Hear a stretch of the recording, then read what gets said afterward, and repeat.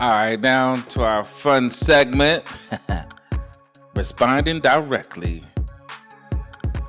Where we at today, So we Dane? coming from the book of TikTok again. Let's see what we got. It wasn't this one. We go. What chapter we go come from? Where was it at? Yeah, people hate. Okay, here we go come from the book of TikTok. The book of chapter. People will hate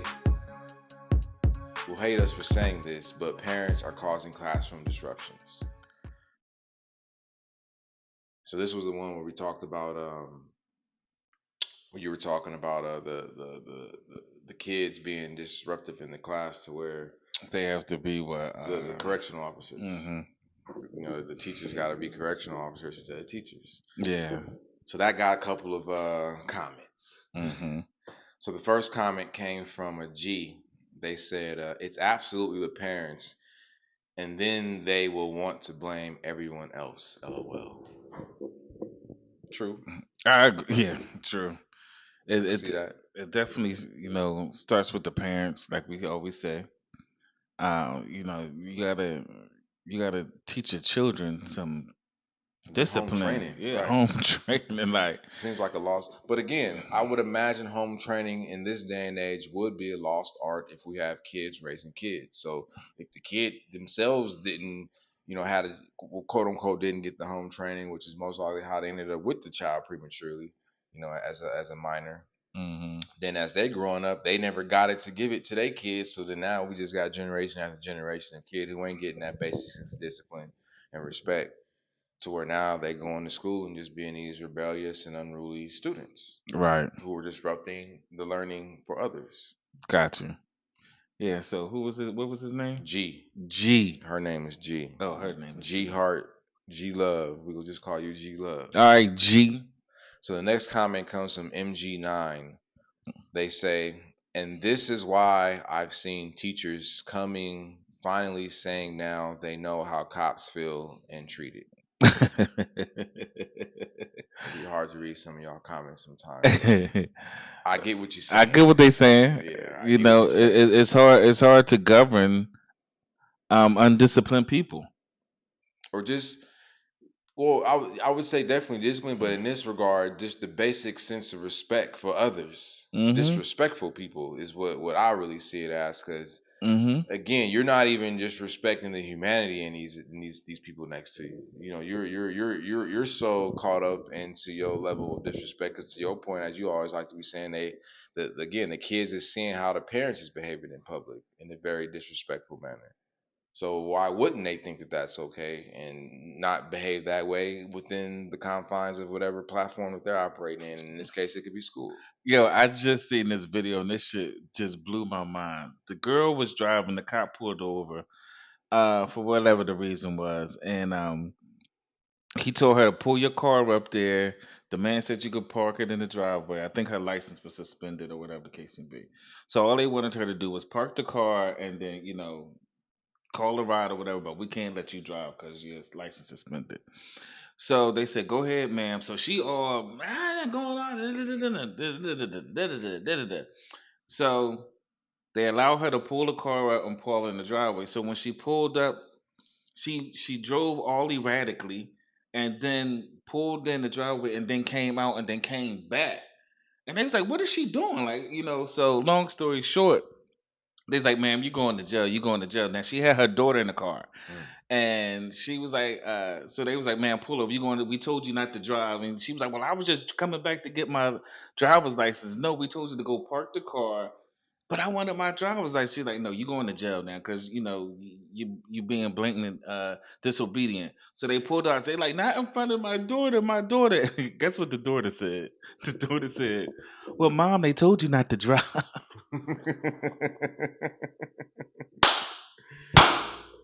I was like, yes. Like the daughter understood, like she is totally, and she's like 8 years old.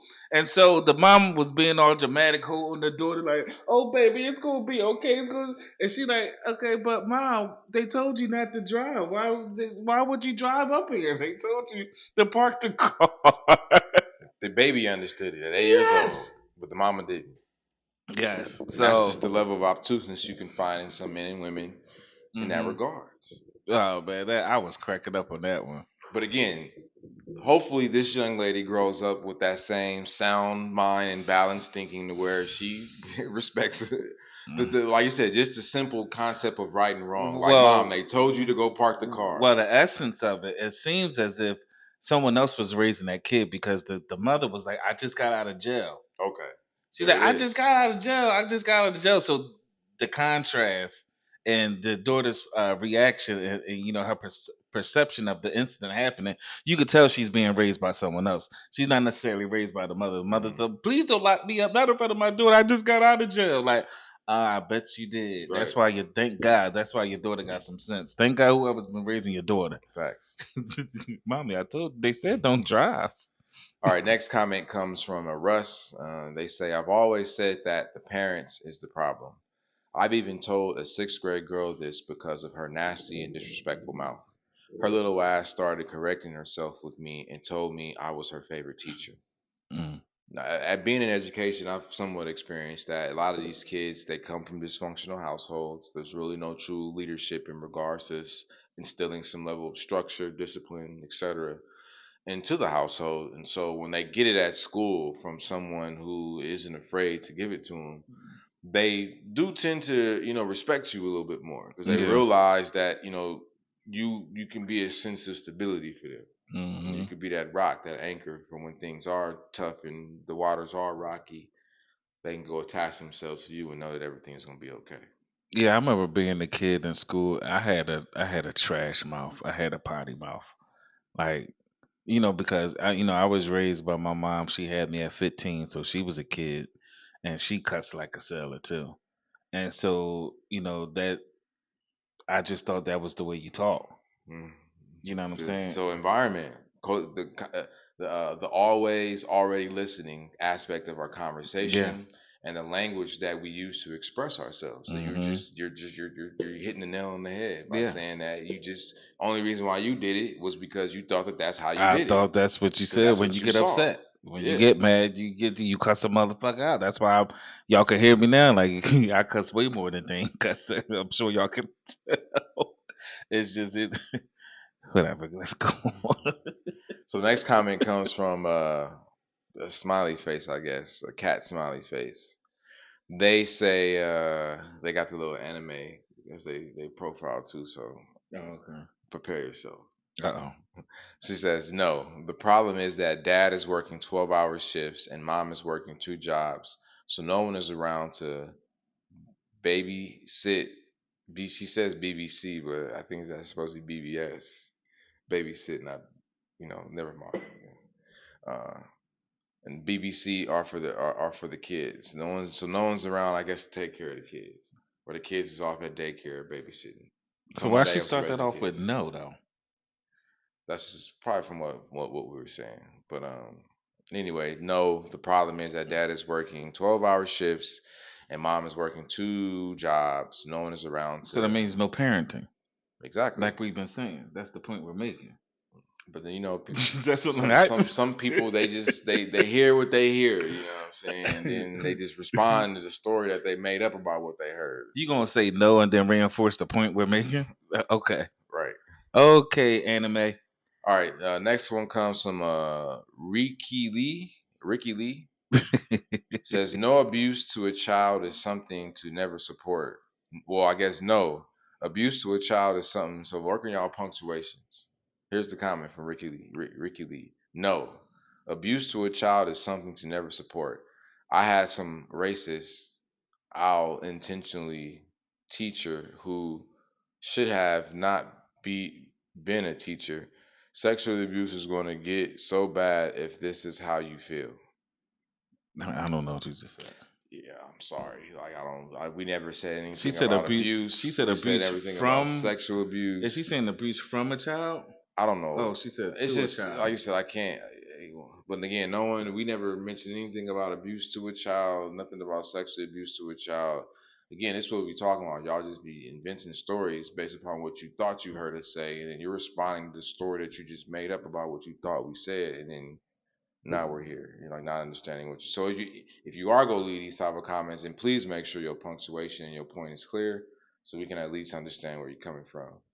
Because we left a comment that said, thanks for the comment. We'll be, responding directly to you in a future show. Then they came back and said, I honestly feel like the best thing we can do in this day and age is teach our children, punctuation, teach our children to stand up for themselves and how to say no, especially in situations that do not favor them. Having that child say no to adults, having that child protect themselves. Well, that's what a parent is there for. Like that's what your duty as a parent. That's part of your duty as a parent is to teach your child these basic things, as we like to call it, home training. I don't know what she said. I'm lost. The second part, she's basically saying we need to teach the kids, but again, part of teaching the kids requires the parent is instilling again this structure, this discipline, making sure that they learn these lessons. They're talking about these different topics. Like I said, how do you deal with conflict and chaos when it comes into your life and when you run past it in your life? Those are things that we're not talking about, we're not discussing, we're not having conversations about with the kids. So to your point, the kid is just observing their surroundings and seeing mom cuss somebody out when they mad. So now that's how you handle Conflict. conflict when you mad. You cuss people out, Mm-hmm. and then that's how you live your life. Yeah. But it's applicable to every aspect. So when it comes to money, I see. And every time we get money, the first thing mom does is she puts a little aside and goes to go to the store to go buy her something nice. And I see dad, he goes to the bar. So Mm-hmm. then, all right, well, I guess when you get money, you go buy yourself something nice and go to the bar. Mm-hmm. So then when the kid becomes an adult, you notice that whenever they get money, the first thing they want to do is they want to go out to the club, go buy some drinks. Mm-hmm. And then if you really pull back the layers, you will learn that the only reason why they're doing that is because growing up, that's what they saw mom and dad do. They always have some liquor in the household. You always got a bottle somewhere under the sink Because they've somewhere. now associated having money with the liquor, and so that's a symbol of Or they associated emotional functioning milestone. or dealing with life with having liquor around. When you see your parents, after they mad or they always go get a drink, you're going to associate drinking is how you get through hard times. Well, if that's the setup, then Yeah. yes, 100%. All right, well there you have it. We responded to you directly, which we do every chance we get. Thank you. Keep tapping in, keep rippling, keep responding, keep challenging the status quo. Keep asking questions and keep the ripples rippling.